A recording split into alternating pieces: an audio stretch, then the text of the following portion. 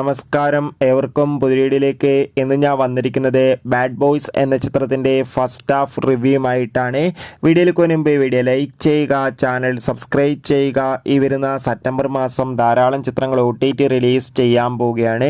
നമ്മുടെ ചാനൽ ഭാഗം പരിശോധിച്ചാൽ നിങ്ങൾക്ക് കാണാം, ഒമർ ലുലുവിൻ്റെ സംവിധാനത്തിൽ റഹ്മാൻ, ധ്യാൻ ശ്രീനിവാസ്, ബാബു ആൻ്റണി എന്നൊക്കെ പ്രധാന കഥാപാത്രങ്ങളായിട്ട് ഇന്ന് റിലീസ് ചെയ്ത ചിത്രമായിരുന്നു ബാഡ് ബോയ്സ്.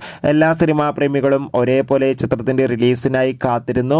അങ്ങനെ കാത്തിരിപ്പിനൊടുവിൽ ഇപ്പോൾ ബാഡ് ബോയ്സ് എന്ന ചിത്രത്തിൻ്റെ ആദ്യ ഷോ കേരളത്തിലെ വിവിധ തിയേറ്ററുകളിൽ ആരംഭിച്ച് ചിത്രത്തിൻ്റെ ഫസ്റ്റ് ഹാഫ് റെസ്പോൺസൊക്കെ പുറത്തുവന്നുകൊണ്ടിരിക്കുകയാണ്. ചിത്രത്തിൻ്റെ ആദ്യ പകുതി കഴിയുമ്പോൾ തന്നെ ചിത്രത്തിന് പോസിറ്റീവ് അഭിപ്രായം വന്നുകൊണ്ടിരിക്കുകയാണ്.